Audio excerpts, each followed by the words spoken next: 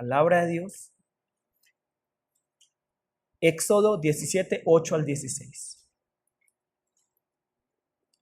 Vamos a leerlo de esta manera. Primero yo lo voy a leer y luego ustedes de manera intercalada. ¿Listo? Entonces vino Amalek y peleó contra Israel en Refidim.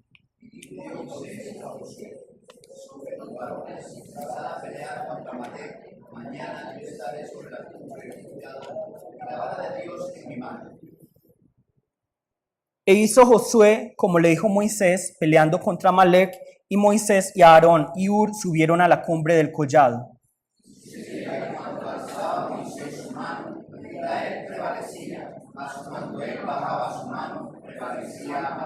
Y las manos de Moisés se cansaban, por lo que tomaron una piedra y la pusieron debajo de él, y se sentó sobre ella, y Aarón y Hur sostenían sus manos, el uno de un lado y el otro de otro. Así hubo en sus manos firmeza hasta que se puso el sol.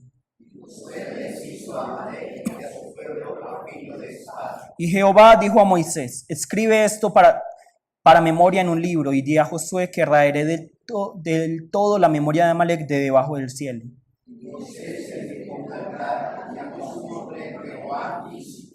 Vamos a leer juntos. Y dijo, por cuanto la mano de Amalek se levantó contra el trono de Jehová, Jehová tendrá guerra con Amalek de generación en generación. Amén. Vamos a orar. Padre Dios, gracias por tu amor y tu misericordia. Tú eres, Señor, realmente Jehová Nisi. Tú eres realmente nuestro estandarte. Padre Dios, hoy te pedimos que nos permitas entender cuál es tu voluntad agradable y perfecta, que en este siervo tuyo derrames el aceite, el conocimiento, la sabiduría, el poder de tu palabra, que no sean mis palabras, sino lo que sale únicamente de tu boca. Padre Dios, que realmente todos podamos tener una misma inspiración y salir de nuestra comodidad para realmente luchar por el reino de los cielos. Oramos en el nombre de Jesús. Amén. La prédica de hoy se titula Jehová Nisi. ¿Listo? Jehová Nisi. Entonces, cuando nosotros leemos el Antiguo Testamento, no podemos negar una cosa. Un tema que prevalece es ¿cuál? La guerra. Constantemente en el Antiguo Testamento se nos habla ¿de qué? De la guerra. Es ahí donde nos preguntamos por qué Dios parece en el Antiguo Testamento hablar tanto de guerras, por qué parece un Dios como de batalla, como sanguinario, y en el Nuevo Testamento es como diferente. Y eso es porque no entendemos la voluntad de Dios. No entendemos el panorama de lo que Dios quiere. Pero realmente no son dos dioses diferentes, porque en la época de los primeros cristianos existía una secta que justamente pensaba que el Dios del Antiguo Testamento y el Nuevo Testamento eran diferentes y que el Dios del Nuevo Testamento estaba venciendo al Dios del Antiguo Testamento, porque el Dios del Antiguo Testamento parece sanguinario, como así que guerras, y no nos cabe en la cabeza que Dios sea un Dios de amor, pero también un Dios guerrero. Pero la palabra nos dice en el Antiguo Testamento que Dios es un Dios guerrero y nos habla constantemente de guerras. Y en el Nuevo Testamento no se nos habla de guerras, sí se nos habla de guerra. Se nos habla de guerra y sigue el mismo patrón que viene desde el Antiguo Testamento. Solo que el Nuevo Testamento está siendo la realidad de lo que en el Antiguo Testamento era una parábola. En el Antiguo Testamento teníamos una parábola acerca de la guerra. Es una analogía de lo que va a venir a través de Jesús. Y ya nos encontramos que todos nosotros estamos en una guerra ¿qué? Espiritual. Espiritual. Pero esta guerra espiritual es mucho más cruel que aquella guerra que estaba en el Antiguo Testamento. Porque la guerra en el Antiguo Testamento solo mataba ¿qué? La carne y la sangre. Pero la guerra en el Nuevo Testamento es una guerra por la gloria de Dios, en la que aquellos que fallecen mueren ¿cómo? Espiritualmente. Entonces, por esta razón, nosotros debemos estudiar muy bien el Antiguo Testamento, conocer cómo Dios obraba en las guerras en el Antiguo Testamento y saber cómo luchar para ganar esa guerra en el Nuevo Testamento. Listo. Entonces, hoy vamos a hablar acerca de la primera guerra que tuvo el pueblo de Israel cuando salió de Egipto, que es la guerra ¿contra quién? Contra Amalek. Pero no podemos iniciar aquí porque entonces vamos a desechar el contexto. Vamos a leer 17:1-7.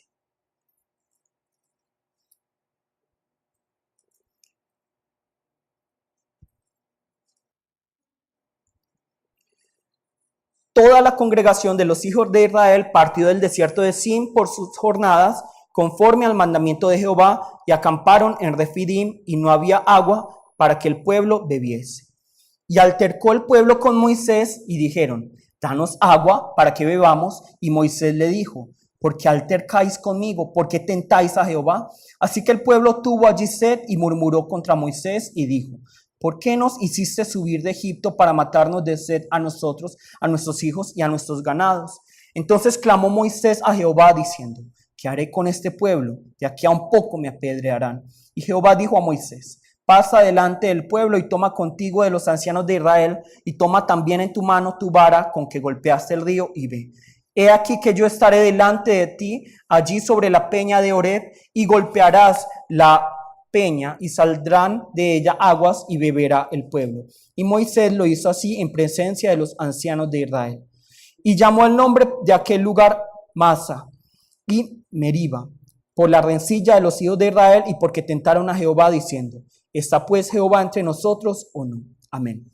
Entonces, hoy estamos aquí en el capítulo 17, versículo 1-7, escuchando cómo los israelitas están haciendo lo que mejor saben hacer, que es ¿qué?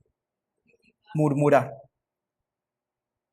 Ellos son muy buenos murmurando. Y nosotros lo vemos desde el capítulo 16. Desde el capítulo 16 ellos están murmurando de aquel líder que Dios puso, que es ¿quién? Moisés. Primero lo criticaban: ¿cómo así no tenemos nada que comer? Entonces Dios les dio ¿qué? Maná. Luego, es que siempre maná, qué pereza. Danos codornices, danos carne. Dios manda las codornices. Luego, ¿de qué se quejan? Tenemos sed. En otras palabras, parecen niños pequeños, quejándose, murmurando siempre de aquel hombre que Dios había puesto. No somos así en la iglesia. Murmuramos del pastor, murmuramos del ministro, murmuramos de las demás personas. ¿Qué es murmurar? ¿Qué es murmurar? Quejar, hablar mal, chismosear. Eso es murmurar. ¿Y quién de aquí de pronto dirá: yo soy libre de ese pecado? Murmuramos muy fácilmente. Murmuramos, pero la palabra nos dice: ¿contra quién están murmurando? Contra Dios. Entonces, por eso mi invitación es: si ustedes escuchan alguien murmurando de la iglesia, si ustedes escuchan a alguien murmurando de los ministros, de los pastores, de los líderes, ¿qué tienen que hacer ustedes? Pararlos. Porque la murmuración, ¿qué es? Un cáncer. Es una enfermedad que se transmite. Es una enfermedad que se transmite. Entonces, si ustedes ven hacer el mal, pero saben hacer el bien, ¿qué es eso para ustedes? ¿Qué? Es ser cómplice, y eso es pecado. Entonces, si ustedes escuchan a alguien hablando mal de la iglesia, hablando mal de los pastores, de los ministros, cállenlo. Exhórtenlo. No podemos hablar así. Tenemos que amar la iglesia. Tenemos que luchar por la iglesia juntos, y no lo vamos a hacernos quejando. Porque las quejas son muy fáciles, pero eso destruye al pueblo. ¿Y qué dice la palabra? Que aquel que es tropiezo para otro es mejor que ¿qué? Se cuelgue una piedra de molino y se tire. Entonces, si ustedes ven a alguien murmurando, cállenlo o denle la cuerda, denle la soga para que se tire al río Medellín. Háganlo. Porque no podemos ser más tropiezo para la iglesia. Estamos en el 2019, tenemos que comenzar de nuevo con la iglesia. Y hoy eso es lo que vamos entender hoy. Entonces, cuando nosotros llegamos a un lugar nuevo, cuando cambiamos de ambiente, cuando empezamos algo nuevo, siempre esperamos, siempre anhelamos que algo sea diferente, ¿cierto? Esperamos que algo va a pasar bueno. Nunca nos imaginamos que va a pasar algo malo. Cuando yo tenga más riquezas, voy a ser mejor. Cuando yo entre a la universidad, todo va a estar muy bien. Cuando yo logre este trabajo que yo quería, todo va a estar excelente. Pensamos que es así. Pero así como el pueblo de Israel se dio cuenta que cuando salieron al desierto, no todo era excelente, no todo era bueno, nosotros nos damos cuenta que no por cambiar de ambiente, que no por conseguir el lugar, el trabajo, el dinero que queríamos, logramos lo que queremos. Y eso mismo pasa con la iglesia. La iglesia, mucha gente viene y piensa que Dios me va a prosperar, que todo me va a salir bien, que todo va a estar excelente y que los hermanos son todos llenos de amor. Pero ¿de qué nos damos cuenta? Que no es así. Que cuando entramos a la iglesia siguen siendo humanas las personas, siguen siendo traicioneras, chismosas, malas. ¿Por qué? Porque la iglesia no es un lugar perfecto. La iglesia es el lugar donde Dios está trabajando con gente imperfecta. Pero tenemos que estar en la iglesia para que Dios nos moldee. Fuera de la iglesia, Dios no nos va a moldear. Entonces, por eso nosotros debemos entender que Dios es quien guía a la iglesia, que Dios es quien encamina a la iglesia. Y de pronto no es a nuestro modo, no es a nuestra forma, de pronto no nos gusta cómo se están haciendo las cosas en la iglesia, ¿cierto? Pero si ustedes ven, es que el ministro está obrando según la voluntad de Dios, ¿qué tienen que hacer ustedes? Seguir. Listo. Entonces, vemos que aquí el pueblo de Israel se está quejando. Tenemos sed, tenemos sed, tenemos sed. ¿Y qué hace entonces Moisés? Va delante de Dios. Este pueblo me va a apedrear. ¿Y qué hace Moisés? ¿Qué hace Dios? Bueno, entonces yo te voy a llevar. Te voy a dar un mandato. Vas a ir a esta peña y vas a golpearla. Y de ahí va a salir agua. Entonces cuando Moisés golpea esta peña, ¿qué sale? Agua. Entonces ahí es cuando entramos al versículo 8. ¿Cómo comienza el versículo 8? ¿Con qué palabra? ¿Con qué palabra? Entonces. Cuando nosotros pensamos en la palabra entonces, no pensamos en algo inmediato, pensamos como esto, luego de esto.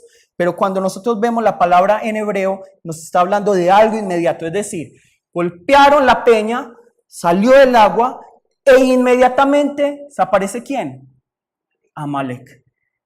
Se aparecen el pueblo de Amalek. ¿Por qué? ¿Por qué se aparece el pueblo de Amalek? Por el agua. Ellos quieren también de esa agua. ¿Y acaso no son así? ¿Realmente, acaso no es nuestra realidad? ¿Quiénes de ustedes en el colegio no compraban un croissant, unas papitas? Y ahí mismo que lo compraban, y ahí mismo que abren las papitas, vienen los amigos como avispas, como buitres. Me da solo un mordisco, una papita, hasta que todo se desaparece. Realmente, así son el pueblo de Amalek. ¿Quién es el pueblo de Amalek? Entendámoslo. Entendamos quién es el pueblo de Amalek. ¿Quién es el hermano de Jacob? Esaú. Esaú tuvo un hijo y este hijo tuvo otro hijo. Y este hijo de este hijo se llama ¿cómo? Amalek. Entonces, Amalek es nieto de Esaú. Y de ahí viene todo el pueblo de Amalek. Pero nosotros vemos que el pueblo de Amalek era un pueblo nómada. Y ellos eran como, digamos, los piratas. Ellos eran como hienas, que buscaban pueblos que estuvieran caminando por el desierto, que lo veían débiles y atacaban. ¿Para qué? Para robarse lo que ellos tenían. Ese era la forma de obrar del pueblo de Amalek. Por eso es que nosotros vemos que Amalek es un símbolo del diablo. Es un símbolo del diablo. Cada vez que nosotros obtenemos una bendición, cada vez, por ejemplo, lo que queremos hacer en la iglesia, queremos hacer cosas nuevas, queremos ir para adelante. ¿Quién aparece inmediatamente como si hubiéramos golpeado la peña de Oreb? Amalek. Viene el diablo. Y ahí mismo vienen los problemas, viene el que está poniendo tropiezo en la iglesia, el que está poniendo problema en la iglesia. Ese es como Amalek, el que es utilizado por Amalek. Es decir, ¿quién? Es decir, ¿quién? El diablo. Por eso cuando nosotros vemos a Amalek, pensemos siempre, este es el diablo. Porque nosotros vemos que el pueblo de Israel salió de Egipto. ¿Hacia dónde? Hacia el desierto. ¿Y del desierto hacia dónde van? Hacia la tierra de Canaán. ¿Cómo es nuestra vida de fe? Nosotros salimos del pecado hacia el desierto. ¿Y hacia dónde vamos a ir? Hacia el reino de los cielos. La verdad es que nosotros todavía estamos en el desierto porque no hemos entrado en el reino de los cielos. Todavía estamos en el desierto y muchas veces murmuramos y el Señor nos responde, golpeamos la peña, queremos hacer algo nuevo, tenemos nuevas expectativas, esta vez sí voy a orar, este año sí voy a leer toda la palabra. Y ahí mismo, ¿quién se aparece?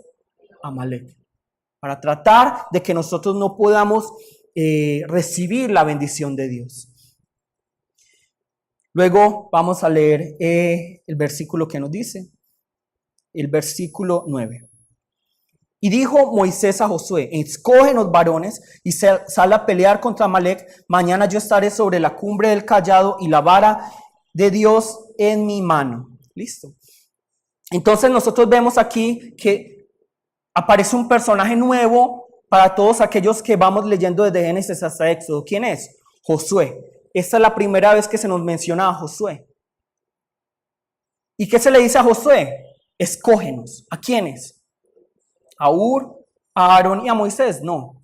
Escógenos al pueblo de Israel. Es decir, nosotros ya nos quejamos mucho, ya murmuramos mucho. Cada uno iba por su parte, pero el Señor quiere hacer algo nuevo hoy. Entonces tú, Josué, escógenos, porque ya no podemos pensar como individuos, sino que tenemos que pensar como pueblo de Dios. Escógenos, no a Moisés, no a Aarón, no a Hur, sino al pueblo de Israel, escógenos. Y luego dice Moisés, mañana yo estaré sobre la cumbre del collado y la vara de Dios en mi mano. ¿No les llama la atención una palabra aquí? ¿Qué palabra les llama la atención? Mañana. Mañana. Es que imagínense, ustedes tienen a alguien molestándolos y alguien te pide ayuda. Ya, mañana vengo. No, ¿qué quisiera uno? No, que venga, que ataque en ese momento. Pero aquí Moisés dice, mañana yo estaré en la cumbre. Entonces Moisés tenía un problema de procrastinar.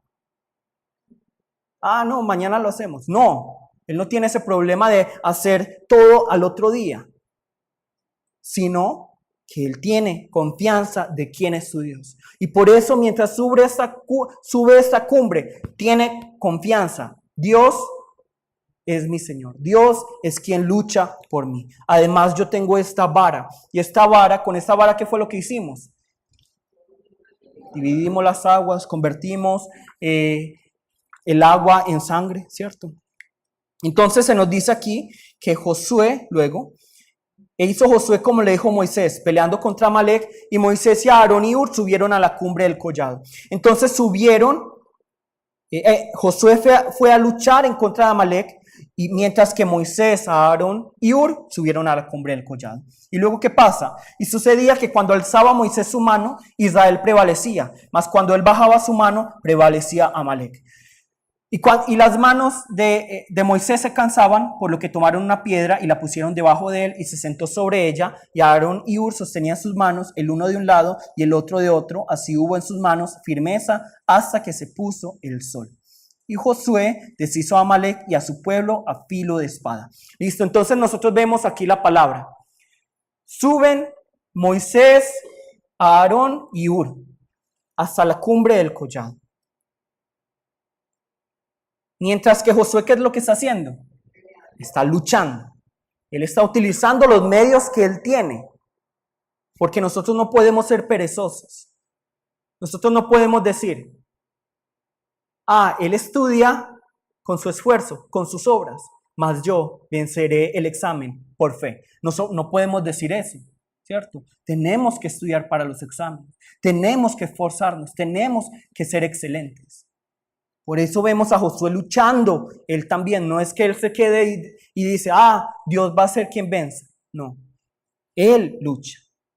Pero luego tenemos ¿a quién? A Moisés, a Aarón y a Hur subiendo a la cumbre del collado. Y cuando sube, ¿qué hace Moisés? Levanta las manos. Con la vara que tiene, que le había dado Dios, levanta las manos. Y cuando él levanta las manos, ¿quién prevalece? ¿Quién va venciendo? El pueblo de Israel. Pero cuando baja las manos, ¿qué es lo que pasa? Va perdiendo. Entonces seguramente Moisés hizo así y vencían. Y luego como que las bajó y eran vencidos. Entonces seguramente él al principio, ¿qué es esto? Entonces iban como a ver quién vencía. A ver quién vencía en la batalla. Pero nosotros vemos a Moisés confiado y él levanta las manos. Pero ¿cuánto dura una batalla? Una batalla no dura 5, 6 minutos. Una batalla dura mucho tiempo. Y es más, aquí la palabra nos dice, hasta que se puso el sol. Levanten la mano 1 hora. Así. ¿Cómo se les ponen las manos? Y empiezan a temblar y hacen así.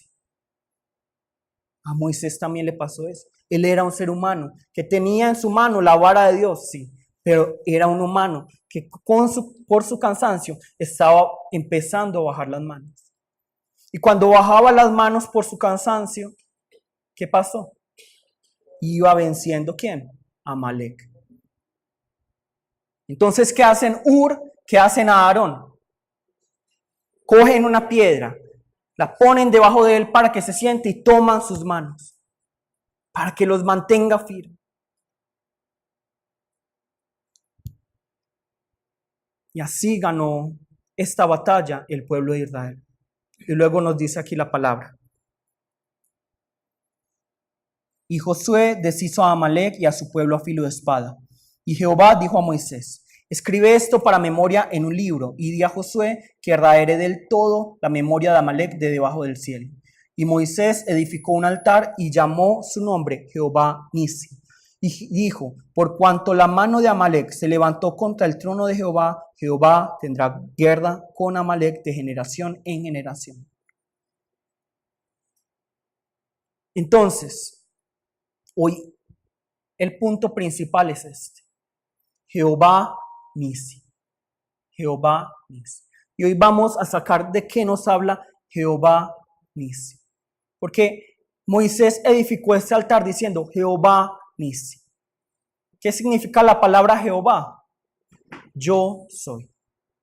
Jehová no significa Dios. Jehová no significa Jesús, no significa Padre. Significa yo soy. Y luego, ¿qué significa la palabra Nisi? La palabra Nisi significa estandarte.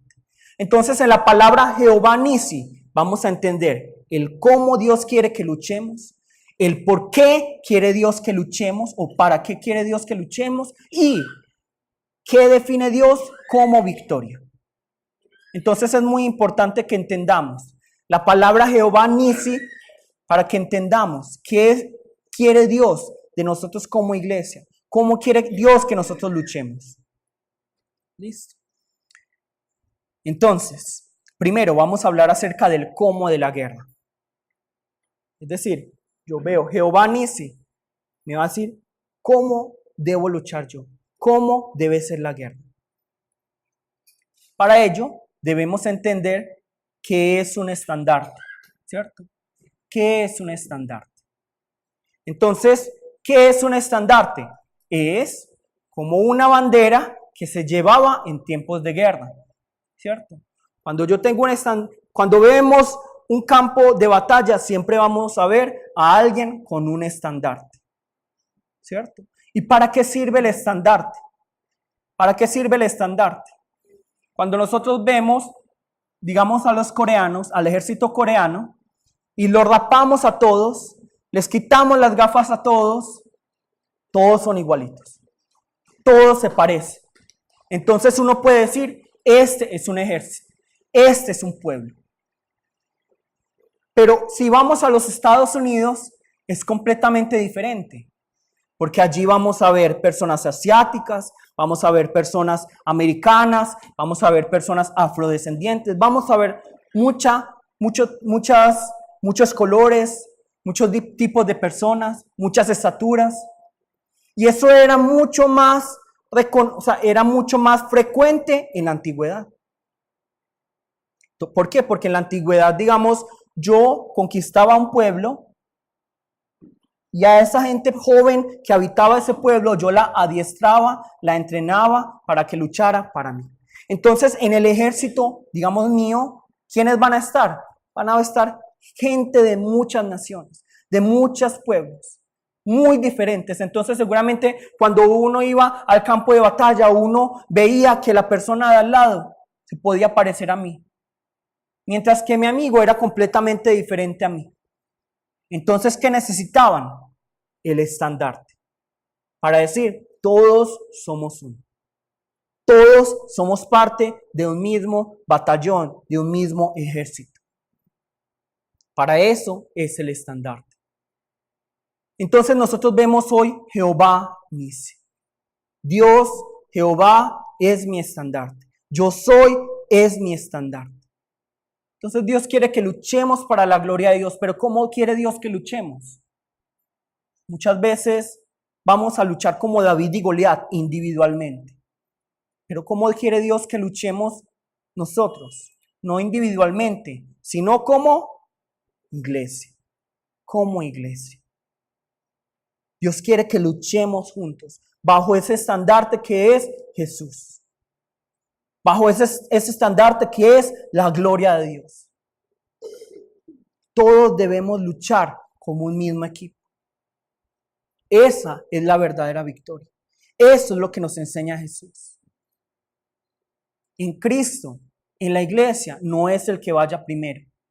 En Cristo, en la iglesia, no sirve esa palabra. A mí no me importa quién me lleve por delante. En Cristo, en la iglesia, no es el que gane solo, el que vaya primero, el que sea mejor, sino que en Cristo la verdadera victoria es que todos vayamos juntos. Si yo veo que alguien se está quedando atrás, ¿yo qué debo de hacer para obtener la victoria? Devolverme y llevarlo conmigo. Pero si yo veo que alguien está muy adelantado, ¿qué hago? Le digo, espera un momento, vamos juntos. Esa es la verdadera victoria. Por eso es que nosotros debemos dejar a un lado ser reyes y reinas. Nosotros no somos reyes y reinas aquí en la iglesia. Nosotros aquí no tenemos que dejar a un lado los estatus sociales, los estatus económicos. Eso tiene que dejarse a un lado. Tenemos que dejar a un lado las heridas del pasado. Tenemos que dejar a un lado realmente todo lo que ha pasado en el 2018. Tenemos que dejar a un lado nuestras emociones. Tenemos que dejar a un lado nuestra justicia, nuestra verdad, e ir juntos, luchar juntos para el reino de los cielos. Porque al reino de los cielos nadie va a ir solo. Al reino de los cielos vamos a ir todos juntos. Y el que se quiera ir solo no va a entrar. Porque tenemos que entrar como ¿qué? Como iglesia, como un cuerpo. Tenemos que entrar como un cuerpo. ¿Quiénes de ustedes irían de pronto a una guerra solos? Nadie. ¿Y si fueran solos podrían vencer? No. ¿Quién sí podría vencer? Rambo. Pero nadie más. ¿Cierto? Pero la verdad es que nosotros como iglesia no vamos a ganar esta batalla llamada la gloria de Dios. No vamos a ganar esta batalla espiritual si nosotros no nos unimos, si no luchamos juntos. Si queremos ir cada uno por su parte, esta guerra no se gana. Nunca la van a ganar. Entonces tenemos la idea errónea de que venimos a la iglesia solo para adorar a Dios. De que no importa la relación con las demás personas si yo estoy bien con Dios. Por eso me parece un video muy gracioso de cómo una persona está en el televisor, frente al televisor, y tiene, digamos, como su control remoto. Y prende el televisor y el televisor dice, hoy, ¿qué culto quieres dar? ¿Quieres dar un culto pentecostal, un culto bautista, un culto católico? Salen muchas opciones. Y luego, ¿qué tipo de música te gusta? Y luego, ¿cómo quieres adorar? Y luego, ¿quieres tener relación con otras personas, sí o no? Pero en eso se está convirtiendo hoy en día el culto, porque pensamos que el culto es solo Dios con nosotros y ya. Pero la verdad es que el culto tiene que ser unido.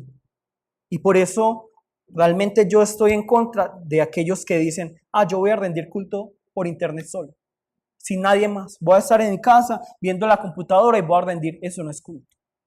Eso es solo escuchar una prédica. ¿Qué es culto realmente? ¿Qué es adoración?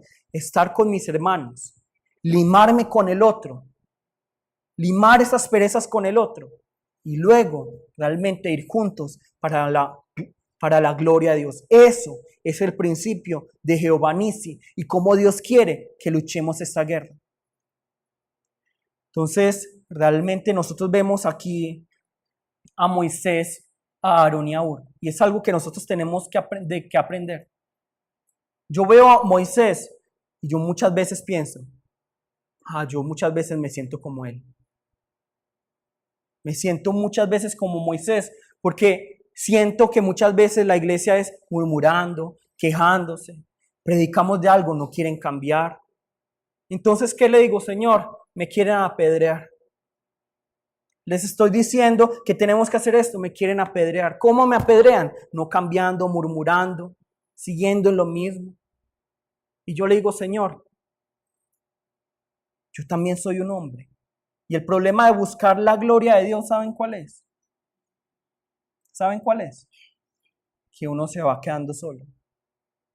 Yo también tengo mis deseos, yo también tengo mis sueños, yo también quiero muchas cosas. Pero sí tengo una cosa muy clara y es todo lo que yo he hecho por la iglesia y por cada uno de ustedes es para la gloria de Dios. Pero cuando uno va haciendo para la gloria de Dios, como que se va quedando solo. Y no debería ser así. Ojalá a mi lado hubiera un Aarón y un Hur que incluso, que al menos me pusieran una piedra para que me sentara. Pero más bien si estoy sentado en una piedra, parece que quitaran la piedra. Ojalá alguien tomara mi mano y me permitiera realmente, Señor, yo te adoro. Yo quiero orar a veces, pero yo digo, Señor, ¿para qué orar por una iglesia tan necia? Que no obedece, que no quiere obedecer tu palabra, que no quiere amar tu palabra. ¿Para qué? Muchas veces me lo pregunto. Entonces ahí es cuando bajo. Pero entonces, ¿qué tienen que hacer ustedes? Tienen que orar por mí, tienen que ayudarme, estar atentos de mí. Yo no estoy diciendo que me tienen que cargar la mochila, que me tienen que lamer los zapatos. Yo no quiero nada de eso. Que me tienen que llevar regalo todos los días. Yo no quiero nada de eso. ¿Qué quiero yo? Oren por mí, acompáñenme, guíenme. Y si les estoy enseñando la palabra, examínense y cambiemos. Luchemos por la iglesia. Si ustedes ven un papel en el piso, levanten. Si ustedes se van a lavar las manos, cojan solo una toalla. Son cosas pequeñas. Parecen pequeñas, pero es para el crecimiento de la iglesia. Es para que vayamos juntos. Yo también ya me estoy cansando. Ya me estoy cansando y la verdad es como todos han visto cómo es la lucha con la cuerda, ¿cierto? Que es como un equipo jalando y el otro equipo jalando a ver quién cae primero en un hoyo con lodo. A veces yo siento que estoy jalando solo. Necesito también gente que esté dispuesta a entregar su vida por Cristo, su tiempo, sus fuerzas por Cristo. Y vamos juntos. Eso es lo que nos enseña Jehová Nisi. Jehová Nisi. Realmente yo estoy buscando la gloria de Dios. Eso es alguien que no puede negar. Y tengo mis caprichos y tengo mi carácter. Soy fuerte de carácter, sí. Pero sí necesito gente que esté conmigo. Porque como les dije, la iglesia no es solo una persona jalando, tiene que ser toda la iglesia. Y no pensemos esto, yo no sé de dónde se saca esta idea. No, cada uno con Dios solo. No, la palabra nunca nos habla así, sino que siempre es como equipo, como iglesia, como congregación. ¿Listo? Luego, ¿de qué nos habla Jehová Nisi? Primero hablamos del cómo de la guerra. Ahora del por qué o para qué de la guerra. Entonces nosotros vemos el estandarte. En la guerra, ¿quién es el primero que sale a la batalla? El que tiene el estandarte. Porque él es el que tiene que guiar a todo su ejército. Ahora yo les pregunto, ¿a quién es el primero que quieren matar? Al que tiene el estandarte. ¿Y por qué? ¿Con un estandarte yo puedo atacar a alguien? No. Si yo tengo que tener un estandarte que no es una banderita así. No, realmente un estandarte es algo alto, pesado. Yo debo ir y no estoy armado y sé que me pueden matar, pero tengo que salir con mi estandarte para guiar al ejército. ¿Qué pasa si el enemigo mata al del estandarte? El que está atrás coge el estandarte, suelta sus armas y coge el estandarte. Quieren matar primero al del estandarte. ¿Por qué? Porque cuando cae el estandarte, ¿realmente qué? Cae la moral de todo el pueblo. Y todos tienen miedo y quieren huir. Por eso yo estaba buscando, ¿cuál es el juramento a la bandera para los estudiantes en Colombia? Juro por Dios, fidelidad a mi bandera y a mi patria, Colombia, de la cual es símbolo una nación soberana, indivisible, regida por principios de libertad, orden y justicia para todos. ¿Qué dicen los soldados? Soldados, juráis a Dios y prometéis a la patria defender esta bandera hasta perder por ella vuestras vidas y no abandonar a vuestros jefes, compañeros y subalternos en acción de guerra y en cualquier otra ocasión. Entonces, yo les pregunto, ¿para qué defender una bandera? ¿Para qué defender una bandera? Si yo cojo la bandera de Colombia y la pisoteo, ¿va a cambiar algo? ¿Va a cambiar algo en la guerra? No. Pero en esa bandera está reflejado, está, digamos, todos los sueños, toda la nación, toda la moral del pueblo. Entonces, si esa bandera cae, ¿qué va a pasar? Va a caer realmente la esperanza del pueblo. Entonces, nosotros cuando vemos Jehová Nisi, vemos que nuestro porqué de la guerra es la gloria de Dios. Nuestro porqué de la guerra es Dios. No es para ganar riquezas, no es para ganar bendiciones, es para la gloria de Dios. Y luego vamos al tercer punto, que es la victoria. ¿Qué es la victoria? Según Jehová Nisi. Para nosotros, ¿qué es la victoria? Entrar a la universidad, entrar a un trabajo, tener éxito en la vida, tener largura de días. Pero para Cristo eso no es la victoria. Para Cristo eso no es la victoria. ¿Qué es la verdadera victoria? Cuando Dios está con nosotros. Esa es la verdadera victoria. Cuando la presencia de Dios está en nuestras vidas, cuando el estandarte de Cristo está puesto en nosotros, esa es la verdadera victoria. ¿Y qué quiere hacer el enemigo? Quitarnos ese estandarte. Todos de pronto han jugado, quite la bandera se llama. ¿Cierto? Robe la bandera, quite la bandera, algo así. Entonces, si quita la bandera, ahí perdemos. De la misma manera, ¿qué es la victoria? Cuando Cristo está con nosotros, cuando Dios está con nosotros. Esa es la verdadera victoria. Por eso nosotros vemos en Génesis 3, Abraham y Lot tenían una tierra en conjunto. ¿Y qué le dice Abraham a Lot? Dividamos la tierra. Pero ¿qué dirían ustedes? ¿Qué dirían ustedes? Si Abraham, digamos que ustedes conocen a Abraham o ustedes son Lot, y Abraham les dice, escoge tú derecha o izquierda. Si tú escoges derecha, yo me voy a la izquierda. Y si tú escoges izquierda, yo me voy a la derecha. ¿Qué escogerían ustedes? ¿Qué? Sean sinceros. Yo sé que como cristianos, La mejor parte, ¿cierto? La mejor parte. Pero ¿por qué Abraham puede decir con certeza, escoge tú? Porque él sabe quién está con él. Y él sabe que él es fuente de bendición. Entonces no importa si lo escoge de izquierda o derecha. Donde va a ser más prosperado es donde Abraham está. Luego tenemos la historia de Moisés en Deuteronomio 34. La historia de cómo Moisés muere, ¿cierto? De cómo Moisés muere. Y Dios le muestra la tierra de Canaán. Y le dice, mira la tierra de Canaán. Pero lamentablemente tú no vas a poder, ¿qué? No vas a poder entrar. ¿Qué hubieran hecho ustedes? Luego de haber llevado durante 40 años un pueblo terco que todos los días lo que dirían apedrear, ¿qué hubieran hecho ustedes? Hubieran hecho como cuando ustedes son dueños del balón de fútbol y digamos pierden. Yo no quiero ya que nadie juegue y se llevan el balón de fútbol. ¿Sí o no? De la misma manera, ¿cómo hubiéramos hecho nosotros? Entonces que nadie entre. Pero ¿qué hace Moisés? La palabra no nos dice exactamente qué dijo Moisés, pero sí sabemos algo.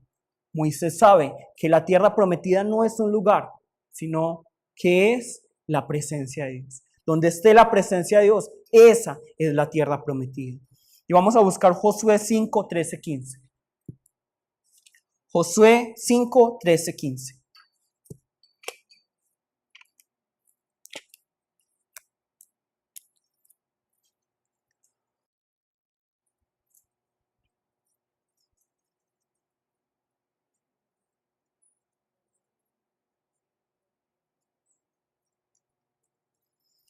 Josué 5, 13 al 15. Listo. Nos dice,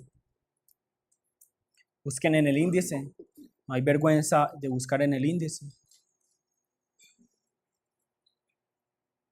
Listo. Estando Josué cerca de Jericó, alzó sus ojos y vio un varón que estaba delante de él, el cual tenía una espada desenvainada en su mano, y Josué yendo hacia él le dijo, ¿eres de los nuestros o de nuestros enemigos? Eso no es lo que pensaríamos. Estamos en una guerra. ¿Tú eres de nuestro equipo o del equipo del otro? Eso no es lo que hablaríamos. Pero ¿qué le dice este hombre? No, mas como príncipe del ejército de Jehová he venido ahora. Entonces, ¿qué le está diciendo este hombre a Josué? Mira, esas no son las dos opciones. Esas no son las dos opciones. Está diciendo, solo hay dos opciones y son, Dios está con ustedes o Dios no está con ustedes. No es, tú eres de nuestro equipo o del equipo del otro, sino, tú estás con Dios o no estás con Dios. Y luego dice aquí la palabra, cuando Josué entendió eso, entonces Josué postrándose sobre su rostro en tierra le adoró y le dijo, ¿qué dice mi señor a su siervo? Y el príncipe del ejército de Jehová respondió a Josué, quita el calzado de tus pies porque el lugar donde estás es santo. Y Josué así lo hizo. Amén. Entonces no es de qué equipo somos. No es en la iglesia encontramos grupitos pequeños de que tú contra quién estás. ¿Contra esta persona o a favor de esta persona? ¿A ti te cae mal esta persona o te cae bien esta persona? Y ahí entonces yo sé, entonces voy a ser amigo de este o no. No. La pregunta es, ¿tú estás con Dios o no estás con Dios? Esa debe ser la pregunta. Porque la victoria, ¿cuál es? Que Dios esté conmigo. Entonces, el marco de nuestra vida de fe, el marco de nuestra adoración, ¿cuál debe ser? Jehová Nisi. ¿Qué significa Jehová? Yo soy. Nisi, estandarte.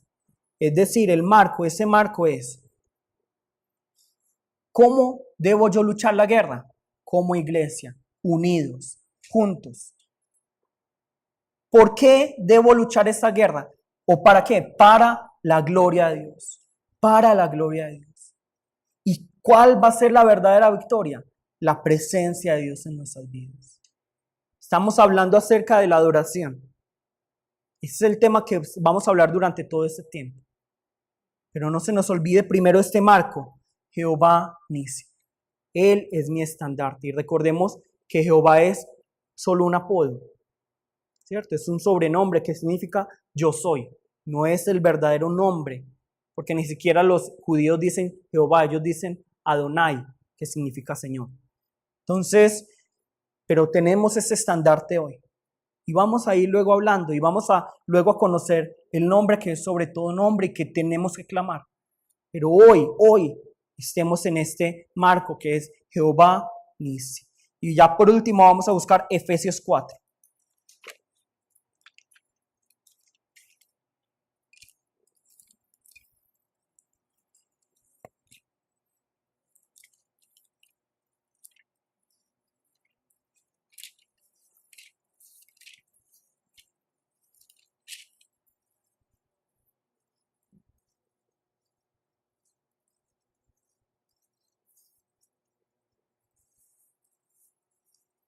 Efesios 4, ¿qué nos dice? Del 1 al 6. Efesios 4, del 1 al 6. Nos dice, yo pues, preso en el Señor, os ruego que andéis como es digno de la vocación con que fuisteis llamados. ¿A quién se le está hablando? A nosotros, a cada uno. ¿Cómo debemos nosotros andar? En el 2, con toda humildad y mansedumbre.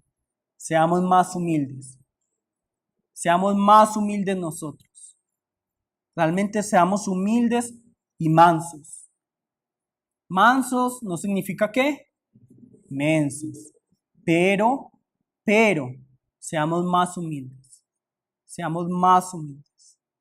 Luego, soportándoos con paciencia los unos a los otros en amor. Pablo es realista. No es fácil vivir con el otro. Sí, no es fácil vivir con la familia. Ahora vivir con una persona que yo no conozco. Vivir con personas que son diferentes a mí va a ser fácil. No, Pablo lo sabe. Dios lo sabe. Pero aquí nos dice, soportándoos con paciencia los unos a los otros en amor. Luego, ¿qué se nos dice? Solícitos. ¿Qué significa solícito? Diligente, prestos en guardar la unidad del Espíritu, en el vínculo de la paz. Es decir, guardemos nosotros la unidad de la iglesia. Por eso les dije, si alguien está murmurando, cállenlo. No permita que siga. Si está hablando mal de la iglesia, si está hablando mal de los pastores, si está hablando mal de las personas de la iglesia, cállenlo. Luego, ¿qué nos dice el versículo 4? Un cuerpo y un espíritu, como fuisteis también llamados en una misma esperanza de vuestra vocación. Todos somos un cuerpo, que se llama ¿cómo? Iglesia, la iglesia de Cristo. Y en este cuerpo está ¿quién? El Espíritu Santo. ¿Cuántos Espíritus Santos hay? Solo uno. Luego nos dice el versículo 5, un Señor, una fe, un bautismo. Luego nos dice el versículo 6, un Dios y Padre de todos, el cual es sobre todos y por todos y en todos. Amén. Entonces, la prédica de hoy, el objetivo y lo que debemos discutir hoy en los grupos pequeños es cómo voy a hacer yo, cada uno, para mantener la unidad en la iglesia. ¿Va a ser quejándonos? ¿Va a ser siendo indiferentes a los problemas o a las cosas de la iglesia? No. Va a ser participando activamente de la iglesia, amando, soportando, ¿cierto? Ya callándonos de murmurar, de decir tantas cosas y más bien obrar. Si a ustedes no les parece algo de la iglesia, si a ustedes no les parece algo de mí o algo del pastor o algo de alguno de los líderes, ¿qué tienen que hacer? Murmurar. ¿Qué tienen que hacer? Orar. Señor, ¿por qué es esto? Señor, muéstrame si yo estoy equivocado o es el ministro o el pastor o es la iglesia la que está equivocada. Y luego yo voy y hablo con esa persona. Eso es lo que yo debo de hacer. Señor, muéstrame. Y ustedes, yo les pregunto, ¿ustedes oran por mí? ¿Ustedes oran por mí? Entonces también confíen. Porque si no, entonces ustedes están desconfiando que Dios está escuchando sus oraciones. aunque algo de pronto no les parezca al principio, puede que luego lleve a un futuro mejor. Entonces vamos todos a ponernos de pie.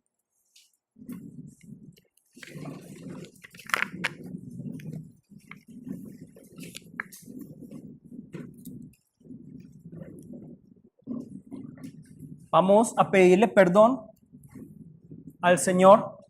Vamos a arrepentirnos al Señor si en alguna cosa, grande o pequeña, no hemos permitido que haya unidad en la iglesia.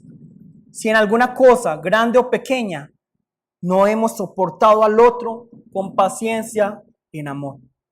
Vamos a orar los unos por los otros. Pero primero vamos a orar en arrepentimiento. Vamos a llamar el nombre de nuestro Señor. Vamos a orar. ¡Jesús!